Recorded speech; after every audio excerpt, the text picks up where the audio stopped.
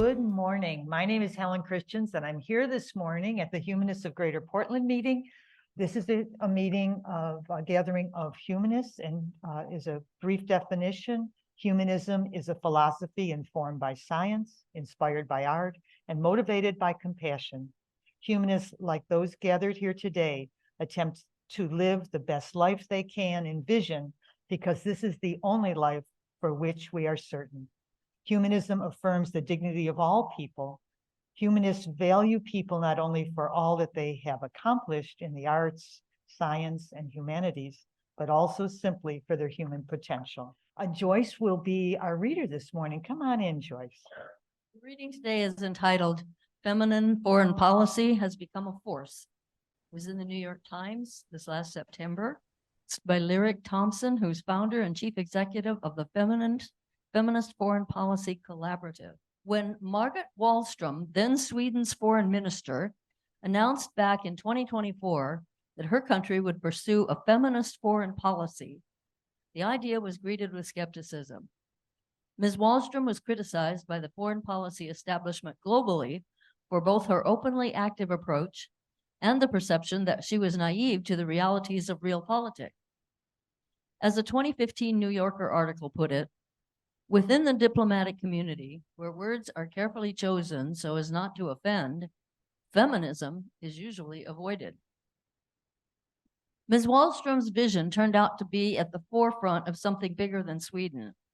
Less than a decade later, 16 governments have formally adopted feminist foreign policies.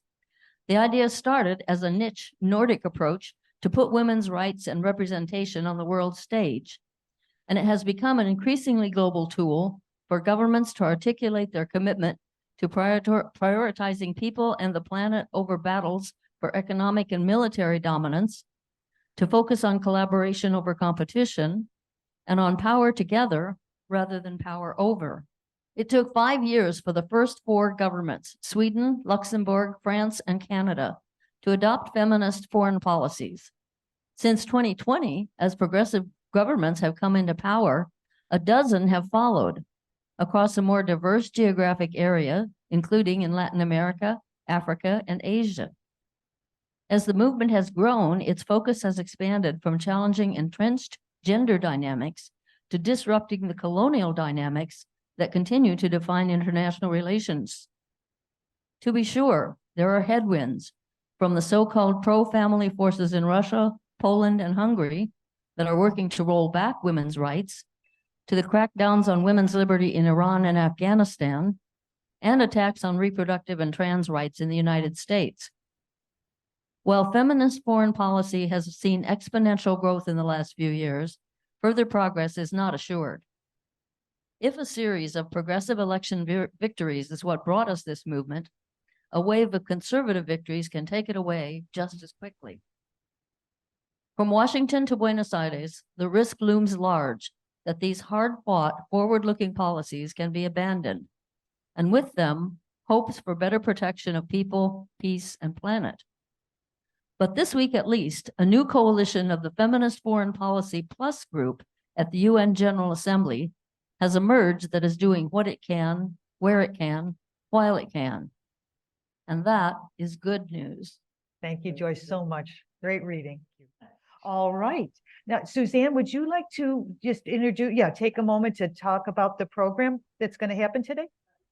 And I want to welcome everybody and let you know this is our 3rd personal stories that we've presented over the last couple of years. It looks like our schedule is working out that we have every 6 months. So it's October and April, I believe. So every 6 months, we're going to have a personal story presentation, and today is our 3rd session. So I want to thank the people that have volunteered.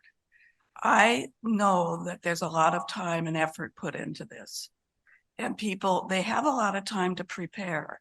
And so there's a lot of work put into it, and that's a benefit, I think, for them.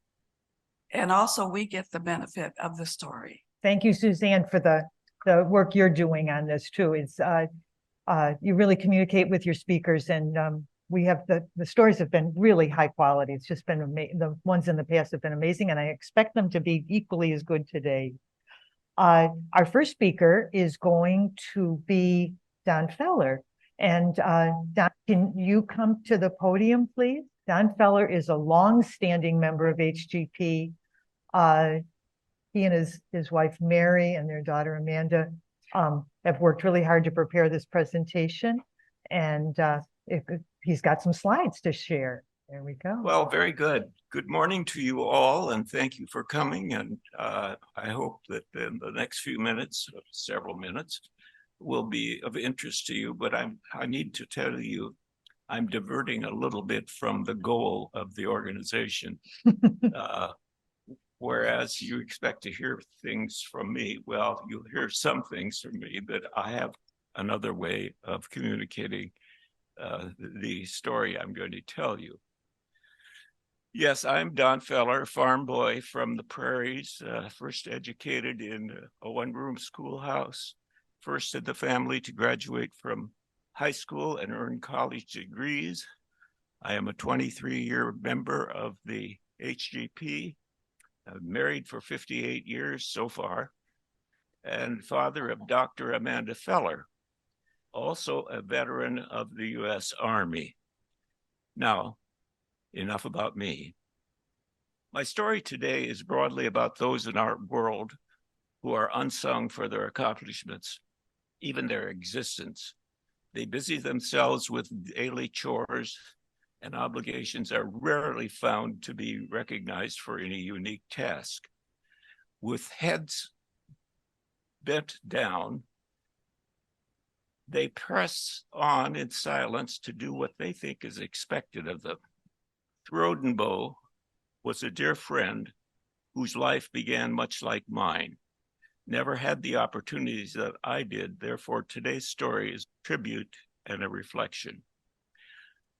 My friend Keith was a native Oregonian raised on the banks of the mighty Columbia River, where he began a career as a sagebrush sailor. Keith's fascination with the river garnered him a job on a tugboat at the age of 16. He began his sailing career probably at the lowest point one can begin something like that. His parents, he began his sailing career probably despite his parents' wish that he would stay in school.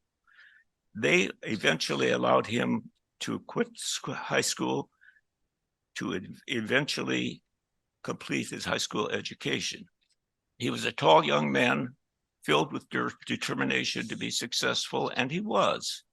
Being a success on the tugboat system meant that Keith would have to learn to navigate the route around treacherous spots on the Columbia River. Portland and eastern ports such as Pasco and the Tri-Cities in Washington, the river was then a difficult journey. They managed it with tugboats that pushed huge barges around hidden rock formation. Why was it so extremely challenging in those years?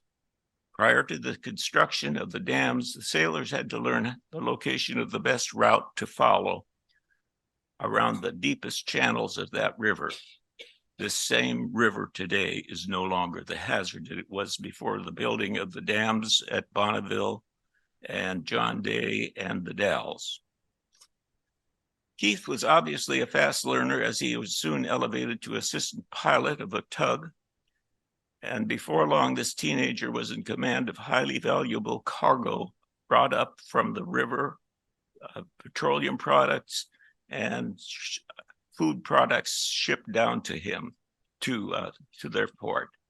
These were World War II years, as be determined by his age. This came to a problem for Keith when his boss told him that it was time to do something for the betterment of his community. Keith had become a critical employee and was granted a deferment from the draft, so he could not be drafted at that time. Many other exceptions occurred in his vital job. Unlike many of the other young men in later years who were diagnosed with a condition of bone spurs and kept others from serving, as did a former president of the United States. I think we know who we're talking about. When he became 19, his employer boss told him he had to quit the job and go back and finish his high school education. Keith did as he was ordered, but after the war, he was now a senior sailor, and his tugboat routes now took him to distant ports such as Alaska, Long Beach, California, and eventually the Great Lakes of Michigan and Wisconsin. Flash forward to 1961, when I met him for the first time, he had located himself in the city of the Dells. He never married. Consequently, he had time for many hobbies. One was music, and rather his love of the classics, where he accumulated an enormous collection of many of the conductors and orchestras that he had the opportunity to hear. Further, he was fond of airlines and the planes they flew. As time went on, Keith's mother was in need of care from others, and she insisted that Keith quit sailing and return home to care for her. This was not an action he wanted to loyally, but he loyally agreed.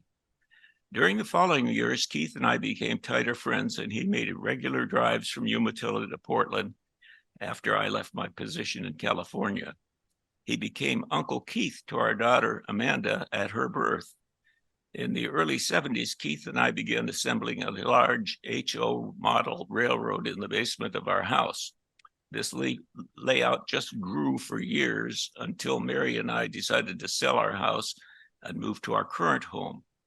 Keith and I took several trips together, and one was also to the Smithsonian Museum in Washington, D.C., not to forget about a trip to Las Vegas and Reno. As the years went on, Keith made his regular trips to Portland less frequently than he was becoming less robust. He was no longer a youthful sea captain who expertly navigated treacherous waters. It was he in 1949 who successfully and purposefully crashed and repeatedly into the frozen ice of the Columbia River at the Dalles to break it so that regular tugs could navigate their barges. This was the first time that the Columbia River had frozen over, and the picture of Keith commanding his tugboat ramming into the ice that filled the river. This was preventing the movement of economic goods from being delivered. OPB has a story on this event called Sagebrush Sailors. Though humble and largely unnoticed, Keith lived an extraordinary life. The name Sagebrush Sailor is about more than just a livelihood. It's about the type of a man, one that is a dying breed. He was loyal, hardworking, kind, self-taught in many subjects, and a great friend. Sadly, Keith died in 2020, still alone in the house he knew as a youth. I miss him, and I think of him often and our adventures together. So thank you for listening. Don, that was lovely. Can you stay there for a few more minutes? Because I think we'll have some questions from the audience. Well, I have a question, Don. Did you ever get on one of his boats? Were you ever on the tugboat? No, I never did, but his boat was called the Kumquat. It was the most powerful windquat. And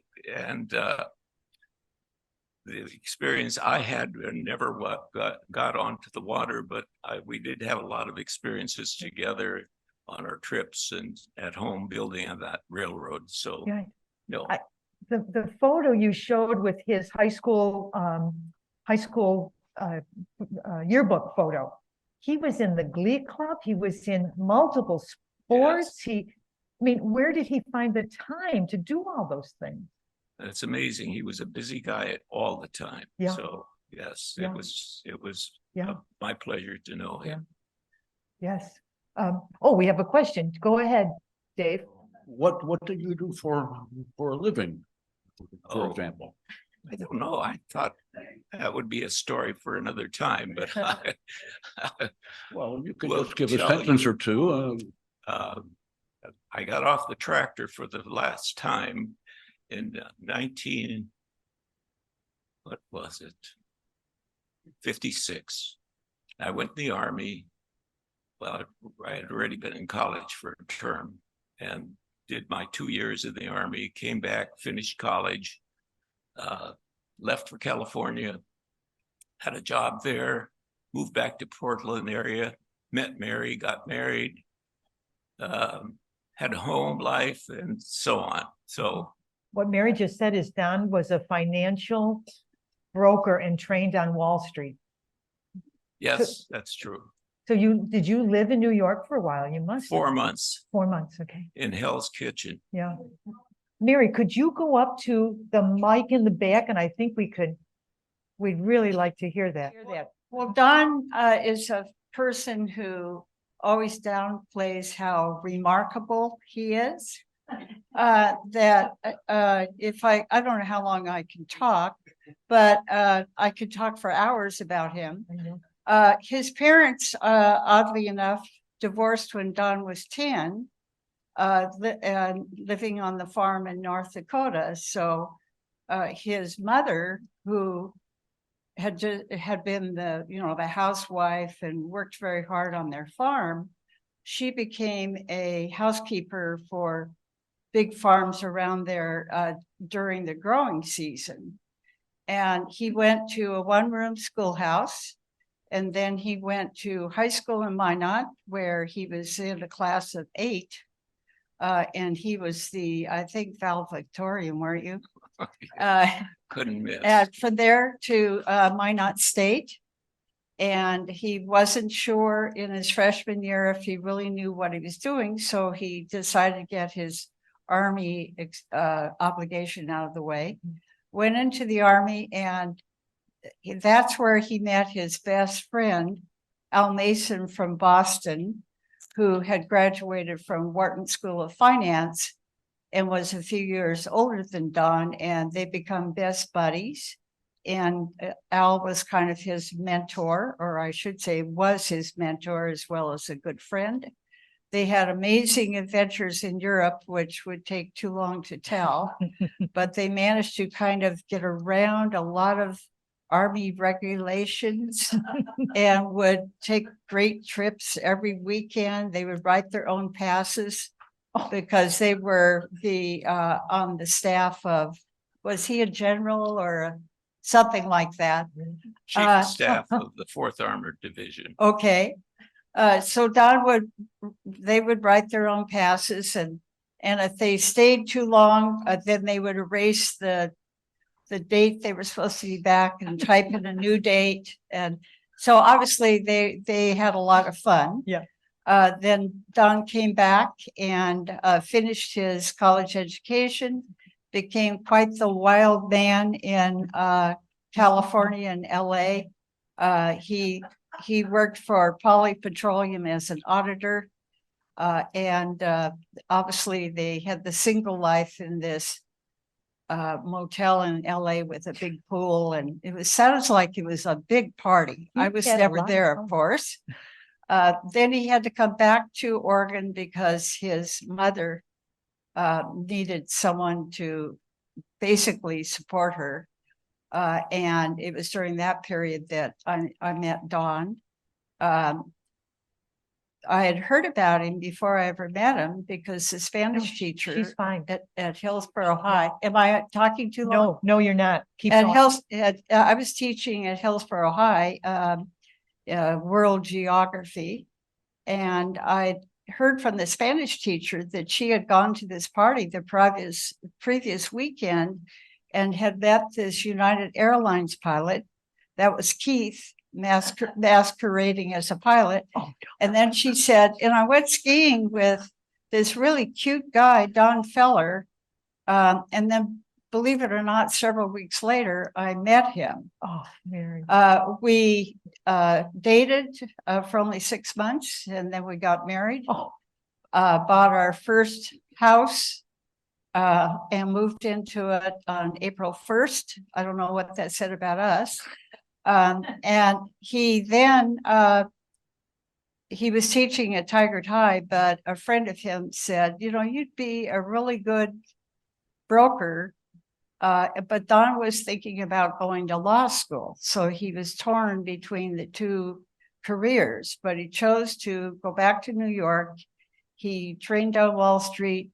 He was with Francis I. DuPont, which at that time was the second largest brokerage house in the US. Was with them several years. Then he went to Burr Wilson, where it sounds like, from my recollection, they had a lot of happy hours. And Amanda was born during that time. And Don was having his doubts about being a broker because it was the industry was changing. So he decided to go back to teaching, but he didn't really teach very long. He ran the job placement program for the kids and things like that. But we've just had a great life. Mary, and your wonderful travels, Mary and Don. It's just, thank you. Yeah. This is just such an example of who Don is. He ran the door here for decades and was always just giving. And again, your chance to brag. And what do? You brag about your one of your buddies who had a very interesting life. But luckily you got a wife named Mary who likes to brag about you. So you did, we got this story. I got one quick question. When you left California, let's see, what did Don retire from when leaving California? And what part of California did you live in? I lived in LA. Okay. And was the other part of your And the question? other part was what profession or why did you leave? What did you quit when you left California? Oh, well, I was having a great time there, but my mother was taken care of by my brother, who was single. Then he got married. And she had no one to take care of her or place. So I came back to the Portland area. Yeah. And purchased a small home for her, which she lived in until her death. Wonderful, Dan. Yes. I find it really interesting that both you and Keith cared for your mother at their end of their lives. That's pretty special. Thank you. Okay. I'm glad you found Mary, though. That's for sure. Thank you, John, so much. That was wonderful. Now, our next speaker, is it Laurent Beauregard, who is the gentleman that does so much for HGP with our website. He was born in 1941 when Cheerios were invented. So Laurent and Cheerios came to us at the same year. He was assigned male gender at birth. Okay with that. Was assigned Catholic religion at birth. Not okay with that. Was altar boy, paper boy, and sodager. Studied history and philosophy of science. Loved it. Much later, met Joanne Curran.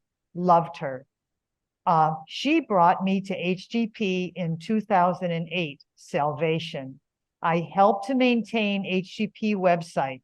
It's got to be done. I edit HGP program announcements. Makes me feel useful. Come on in, Lauren, and please tell us about your life, your personal story. My story is about how I avoided military service when I was young. At the time, I was rejecting the Catholic religion, and it seemed to me that rejecting religion and avoiding the military are two things that go hand in hand. I see these as coming from the same place. Beyond this, there was my view of morality. Would serving in the military make me a better person, a good person? I thought the answer was no, but that wasn't quite it. In my opinion, being good is not what morality is really all about. Instead, I think that morality is about avoiding doing harm. If you think about it, avoiding doing harm is really more honest than trying to do good.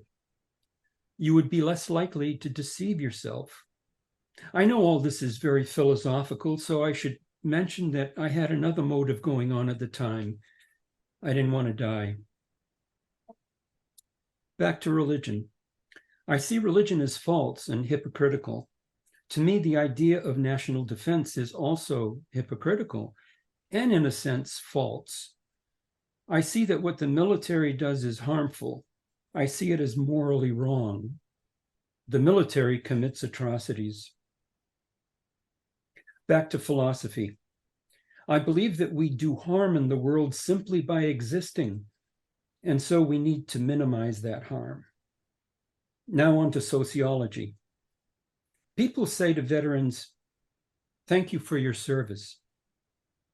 They don't think of atrocities when they see the names engraved in the Vietnam Wall. Serving your country is thought to be an honorable thing. But now, since this is a personal story, I will talk about myself.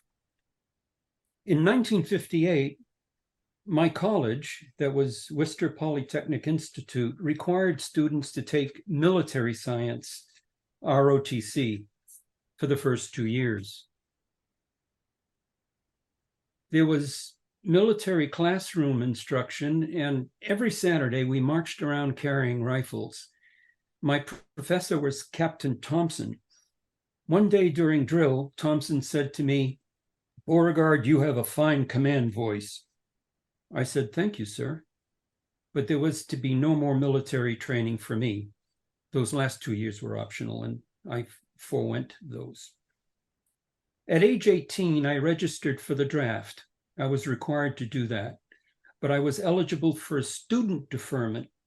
When I went to graduate school, that's University of New Hampshire, the deferment was extended. I was a physics major, and I was heavily involved in my studies.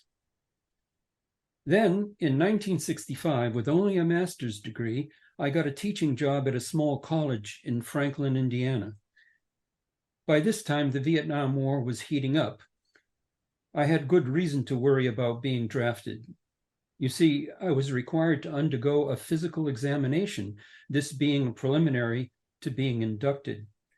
To be honest, I had mixed motives.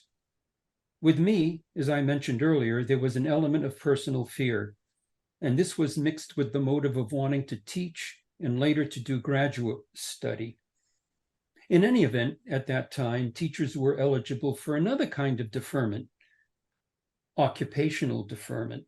I was a teacher. Good for me. In the late 60s, I got married. My wife had a baby. Now I was eligible for a paternity deferment. Imagine that.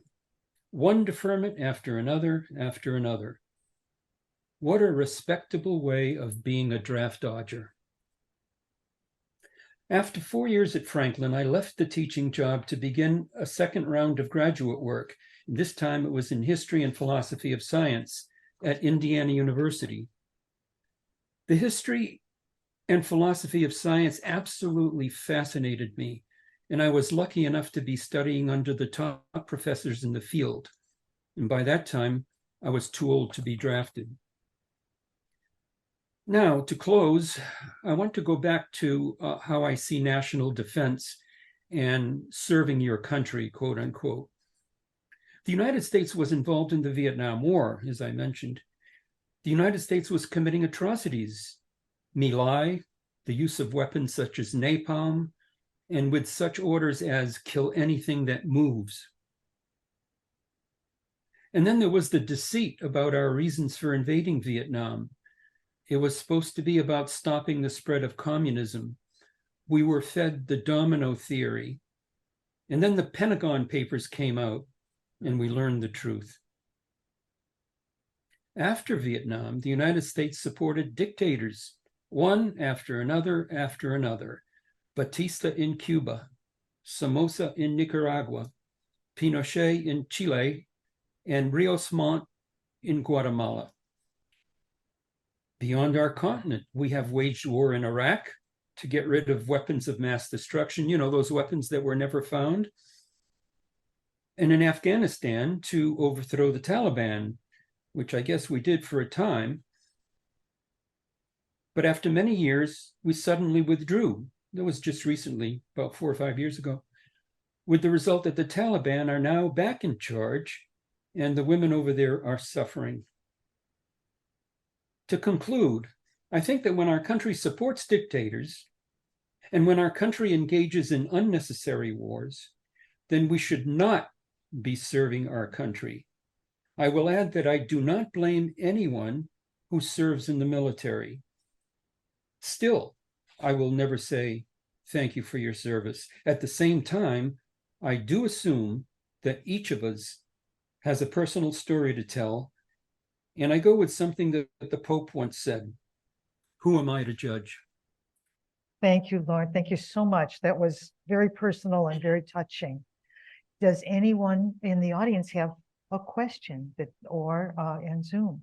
Lauren, I have a question. How do you feel about the fact that we have moved from a draft, all men, young men, to an all volunteer army, which really comprises so much of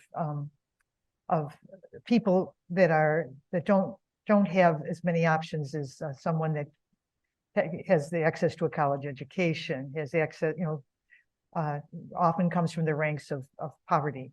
How do you feel about an all volunteer army?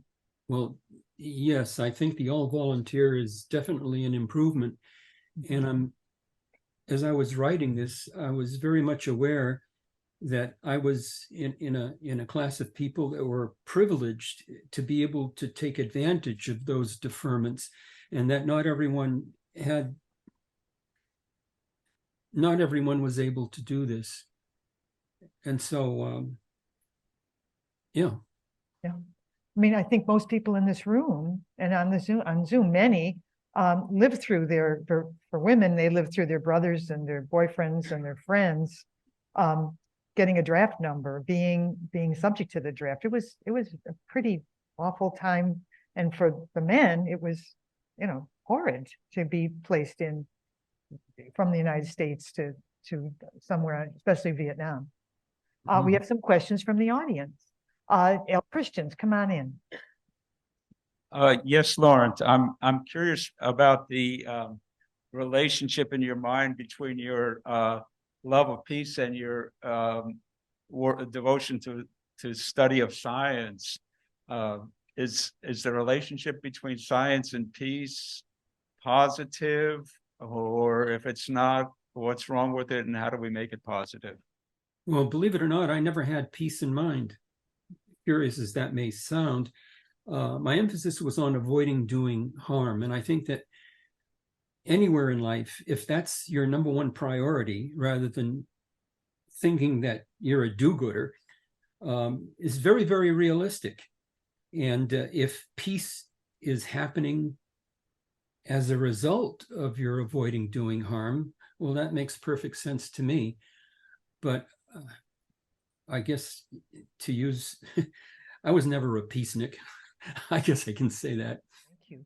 We have a question from Hank Robb over Zoom. If you are looking for an alternative to thank you for your service, you might consider glad you made it back. Amanda, you have a question. I am curious about how difficult it was to get multiple deferments. I know from talking to Mary, she went down to her brother's draft board and helped him defer from at least being shipped out. And so I'm wondering how complicated it was to do multiple.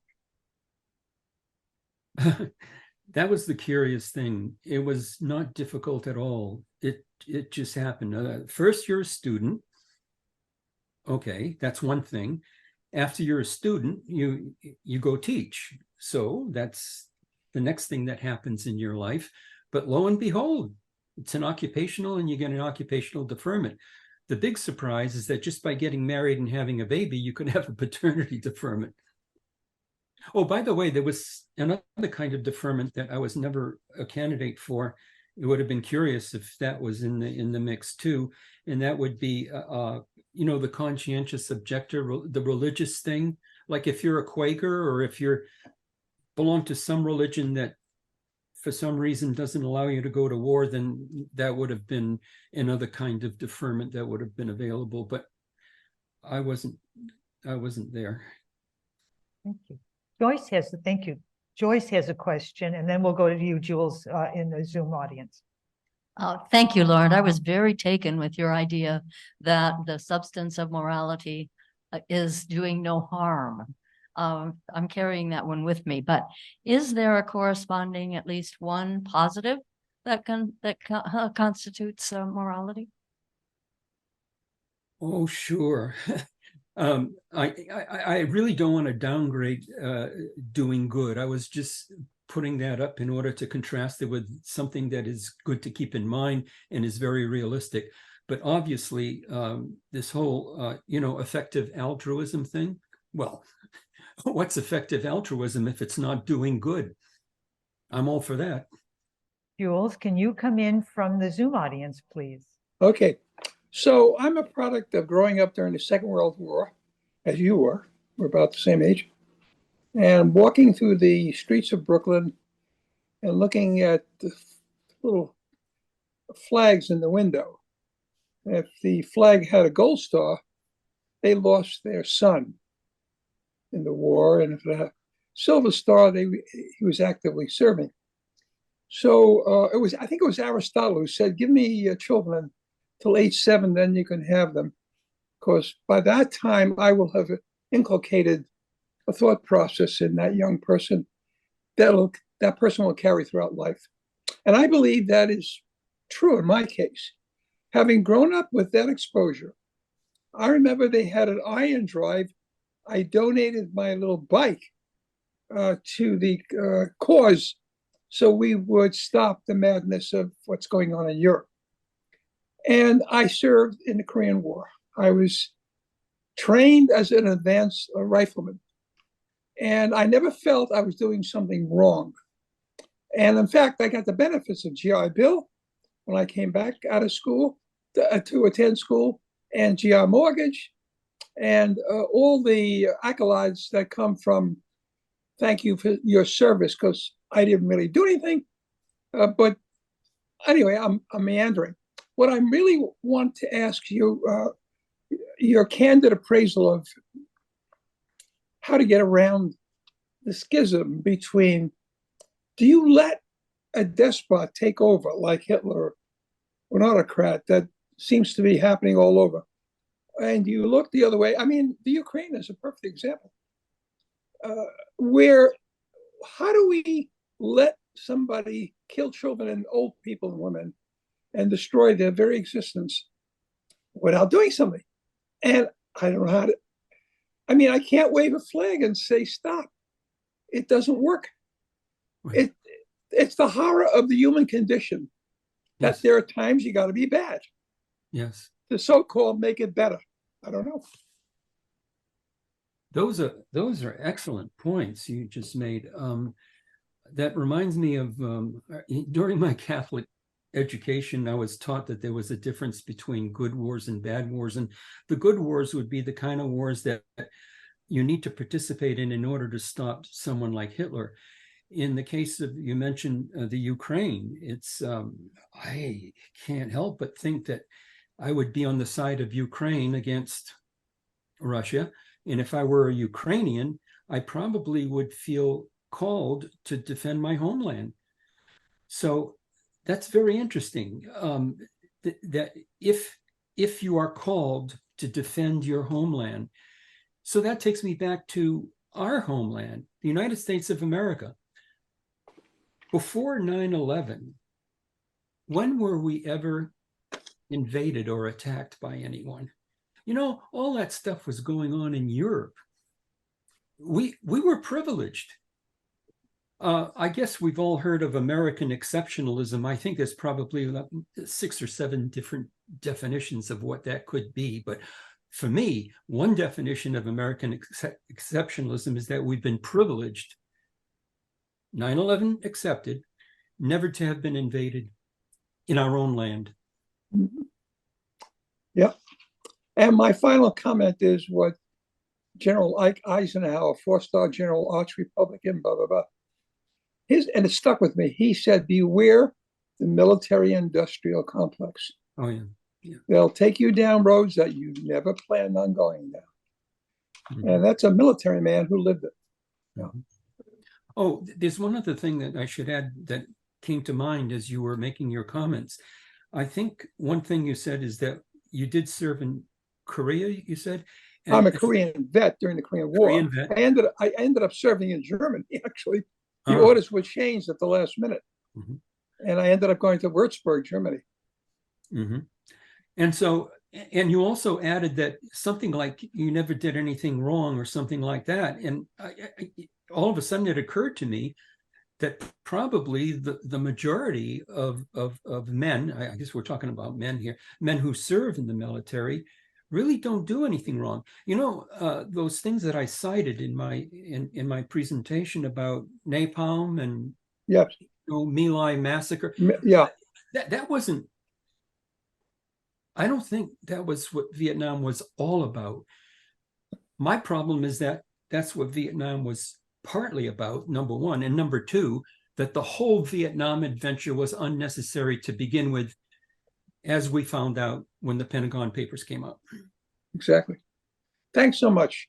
Okay. And I won't say thank you for your service, but thank that you made it and shared your inner thoughts. Mm-hmm. Yeah, Lauren, thank you. I think we need to move on to our next speaker, but you did a very thoughtful personal story, which I truly appreciate. Thank you. Thank you. Our next presenter is Sheila Pastore. Sheila, can you come up to the podium, please? I'm going to let you introduce yourself. I'm humbled by what I just heard. I heard from both Don and Laurent, if I speak with a little French accent, that they told very large stories, important stories in their lives. I got a history lesson from Laurent. Mm-hmm. My story is so small. It is so tiny. When Suzanne asked me to to tell a story, I thought, why would she ask me? I don't have anything worth telling. So I dug into my past and thought, well, I'll just tell something that happened in my life. And now I feel it's so small. Okay. Anyway, it's good to be back here. I see some people that I recognize. I'm really happy to see Margie, whom I haven't seen for so long. And so I feel a little bit embarrassed because my story again is so, I want to say, small, maybe even petty. It was about 1978. I was, I think, 40 years old. And by the way, I'm now 85. The last time I celebrated a birthday here, I was at Fleur de Lis restaurant and Dave was there and my son sent from California, he had a cake arranged to be brought to the table. And I was celebrating my 75th birthday. And it feels like yesterday. And here I am with my white hair, no longer hiding under synthetic dye. And it's really different, but it's good to be back after, I think I haven't been in here for 3 years. So as I said, it was 1978. I was 40 years old. I'm going to read. I'd much rather just tell a story, but I meander. I'm like Jules, we meander. So 40 years old, I'm the single mother of 4 children, aged 7 to 14. I've been staying at home since my, I've been a stay-at-home mom since my divorce. No, since I got married. I'm not sure I'm reading this well. My vision is failing. I was at my first job as a counselor after 10 years at home as a stay-at-home mom. I was a counselor at a family counseling center that had a shelter for runaway teenagers. They were runaways and they were throwaways. parents would throw their kids out, boys, because their hair was too long. It was those were the years of the long hair. So the position that I was hired to do was funded for 2 years by some federal grant, $14,000. And I was told, we're going to give you $12,000 for the first year so that you can get $2,000 more. We can give you a raise in the second year. I said, I have 4 children at home. I need the entire $14,000 now. My request was granted. However, even $14,000 for the year was barely enough to pay my expenses. And at the time I was working, I think I'd just begun a program for a master's degree at San Jose State University in counseling education. To fill in the gaps, financial gaps, I took occasional overnight shifts at other agencies that served adolescents in nearby towns. So the 6-bed shelter for teenage wards of the court. Have you heard of wards of the court? Not the easiest teens to deal with. But that was a facility, a 6-bed facility where I sometimes stayed overnight.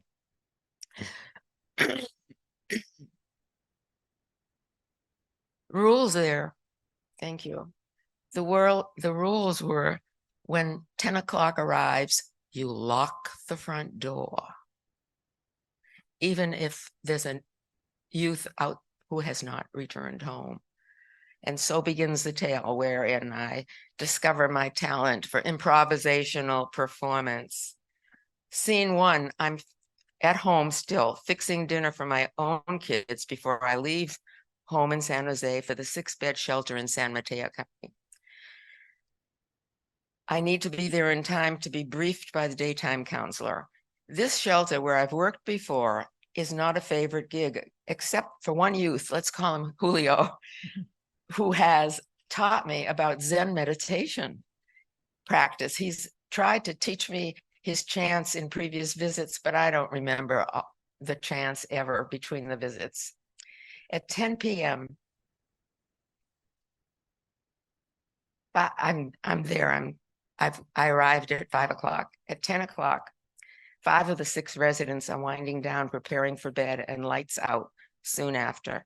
Anne-Marie, one of the girls in the shelter, is not home. She's 17 years old. Surely she'll come in any minute. It's 10:30, and I am really tired. I decide to lay out my sleeping gear on the office floor, which is what the arrangement was. And I'm in the habit of sleeping camp style at this facility. So without locking the front door, I lie down and fall asleep. An hour or so later, I'm awakened with rustling sounds in the dark office. I can tell from the sound that it's coming from across the room where I've left my little overnight bag. I can tell someone is going through my overnight bag. I sense that it is Anne-Marie.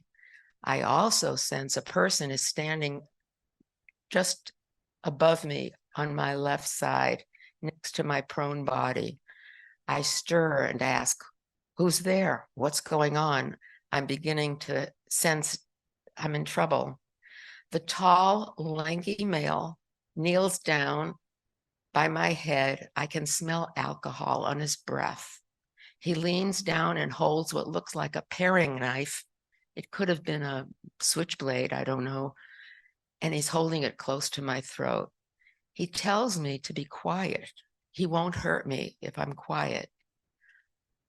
I'm thinking of my 4 kids at home. I'm thinking that, what can I do to protect myself? My wheels are spinning faster than I can think. What comes out of my mouth is, I don't feel well. I think I'm going to throw up. I need water. He wants to know if I was sick before he came in. He seems worried that he's making me sick. Why? So I don't want to insult him by telling him that he's making me sick. So I say, yes, I've not felt well all day.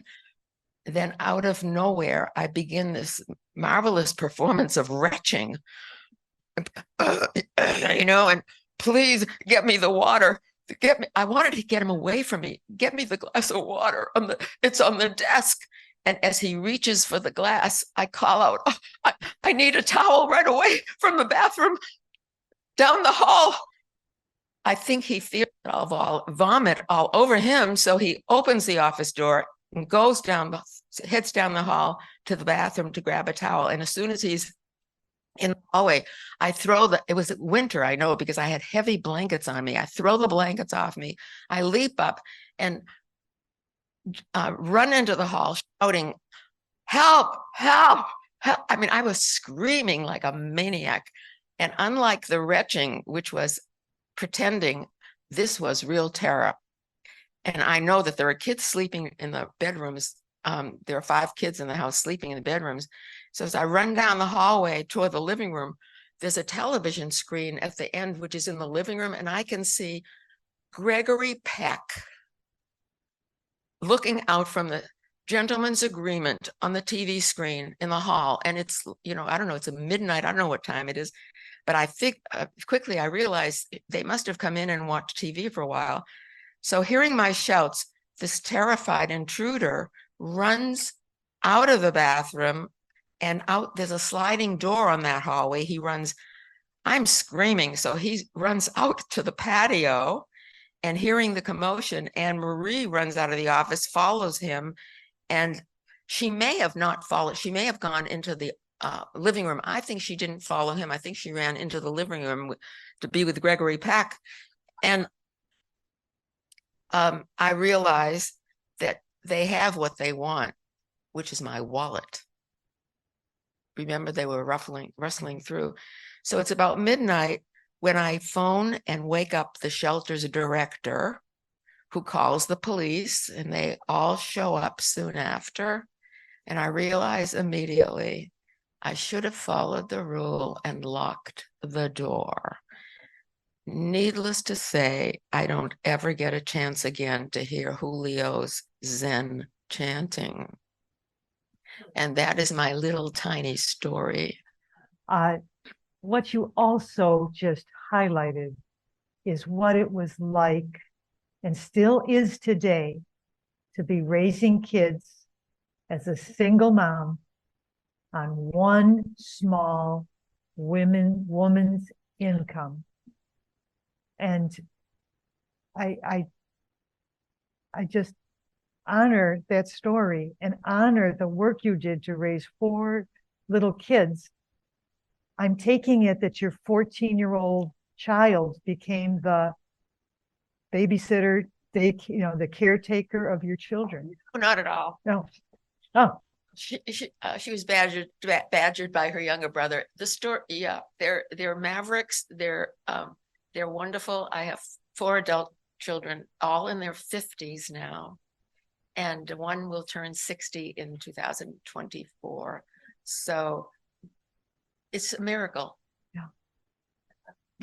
I don't believe in miracles, of course, but did you have to hire a caregiver for your children when you were at work? I mean, in the evening? Never. I trusted them.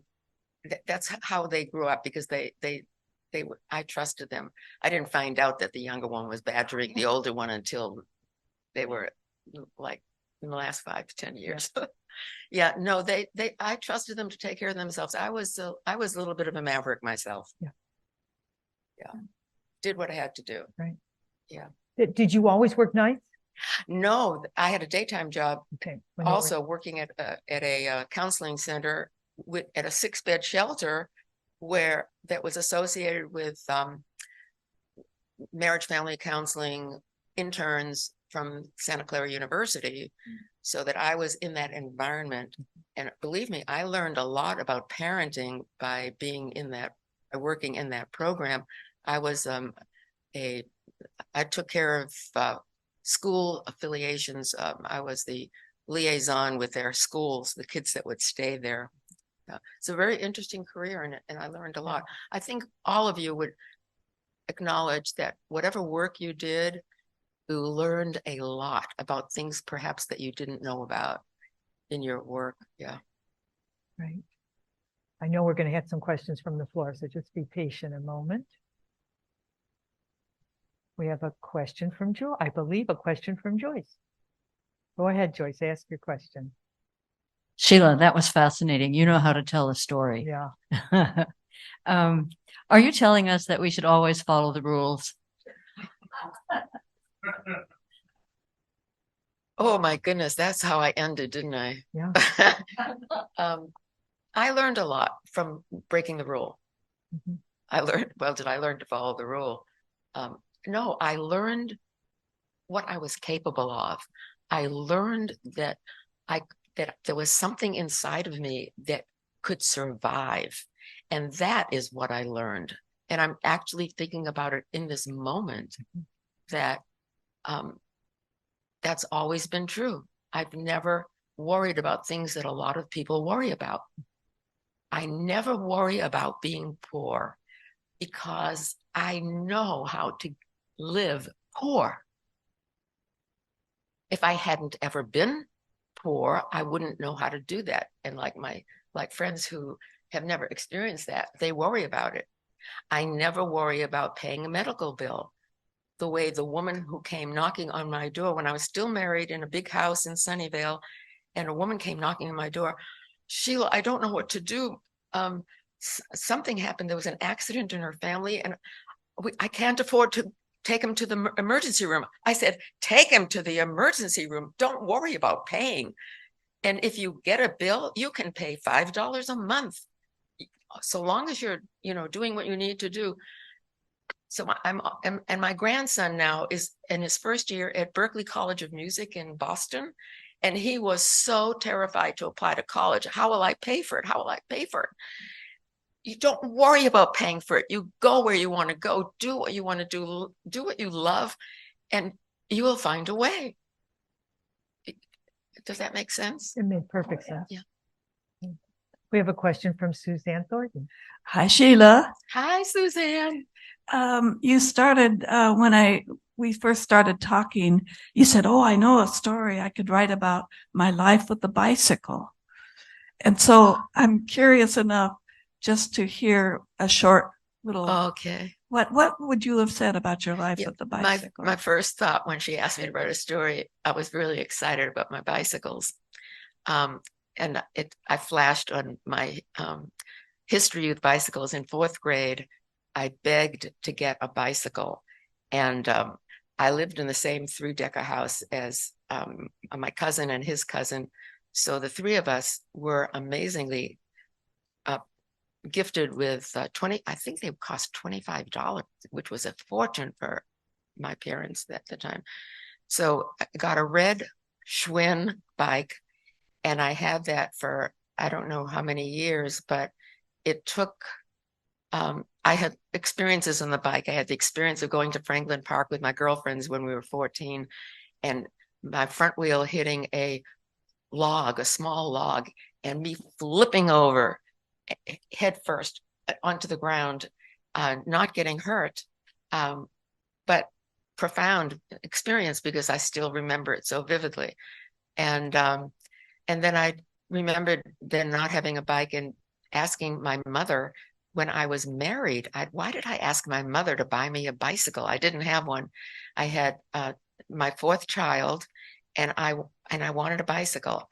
Why didn't I just go out and buy one? I don't know, but she bought me a white Schwinn 3-speed bike, and I got a little car seat for it for my 1-year-old or 2. I don't know if she was 1 or 2 years old, Julie. And my husband was unlike me, didn't take risks, and he was really upset that I was going to ride my bike with this little one on the back, but I did, and I never had an accident. At this point in life, I have 2 bikes. I love my bicycles, and I love riding. I feel so empowered, and when I get on the bike, I just got on last week. Again, I say to myself, Sheila, you're 85. Should you get on this bike? But this summer, I met a woman at a party, 91 years old. Someone sitting at this garden party called across to a woman I didn't know next to me and said, Shirley, how I saw you out on your bike the other day, as always, 91 years old. You're amazing. And I turned to her and I said, Shirley, you're 91 and you're riding a bike? The next week she rode her bike to my house. She lives a mile away. And I said, next week I'll ride my bike to your house. She is a living inspiration to me. And also all the movies that I've seen with old people in England, in Scandinavia, in the Netherlands, people in their 90s ride their bikes. It's no big deal. So it's important to have models. And it's important to age with intention. That's another story. That's right. Thank you, Sheila. We've got some more. No, we got a question here. We've got one from Hank Robb. How did that experience affect your rule following and door locking for the rest of your life? I've always been somewhat lax. Not in the last years in Portland, but well, a little bit. When I bought my duplex 15 years ago, the handyman who was helping me out insisted I put a lock. I had no lock on the gate into the backyard, and he insisted, against my protestations, that he install a lock. Well, there is a lock and now I use it. So I guess the stories on Nextdoor are, plenty. And so I do. I thank you, Rob. Al's going to have a question here. Go ahead, Al. Oh, To get situated. I better steer myself or steel myself I for can, a tough one. No, Al, honey, just relax. okay. I've had kind of a similar near-death experience, and I was kind of in a state of shock for about 3 or 4 days afterward, at least. And I wonder how that affected you. That is a great reminder of what happened the next day. The next day was a Jewish holiday, or is just around a Jewish holiday. And a Jewish friend had invited me to a gathering at his home in Cupertino. And I remember being there and thinking consciously how last night I had a knife at my throat. And here I am, these people have no idea. And I am just a normal, ordinary human being sitting in their company. I never told anybody there what had happened the night before. Thank you for that question. I wonder what happened to that man. Sheila, did you get your master? Did you go on and get your professional degree? The counseling center I worked for, Bill Wilson Marriage Family Counseling Center, had the shelter, which is where I worked for 6 years. And then 6 years as she offered me a job of community resources coordinator. I did the second 6 years. So I was in charge of volunteers and fundraising events and that sort of thing. But while I was at the shelter, a psychiatrist met with us every week to discuss the cases, the 6 kids that were in their families. And I should have finished my degree after 2 years, but I was in my 3rd year in that master's program, and I was getting issues with my gut issues. And I was stressed to the max. I had to leave my kids, go to the library a lot. So I was not present a lot. I asked, after one of those weekly meetings, I went to the psychiatrist and I told her what I was feeling, what my experience was of this in my gut. And she told me I had symptoms, and she said, that is a precursor to cancer. And what's going on in your life? And I said, well, I got divorced recently. I was forced to sell our big 4-bedroom home and move into an apartment. I just got a new job, this job at Bill Wilson Center Shelter. And there was a fourth thing that, and I'm in a graduate program. She said, what could you give up? What could you let go of? I said, I would just love to stop going to school. She said, do it. And it didn't actually, she may not have said do it, but I said do it because I did not want to get sick, get cancer, and leave my, it was ridiculous. So as Laurent said, I didn't want to die. And so I dropped my classes, and I ran into not my advisor, but a woman who was one of my good instructors. And she said, I ran into her at a theater performance in the audience. And she said to me, Sheila, why are you leaving? You're almost there. All you have to do is your thesis and whatever it was, the last part of the program. I said, I just can't. And so I never got my master's. Instead, and I almost went back to graduate school before I was even married, and instead got pregnant and got 4 kids. I'd been given a scholarship by the Jewish Community Center of San Francisco, and I got pregnant, so I didn't go to Berkeley. I was accepted at Berkeley for a counseling program. And instead of a master's that time, I got 4 kids. So, it was a good trade-off. Right. But you worked with children in counseling with your bachelor's degree.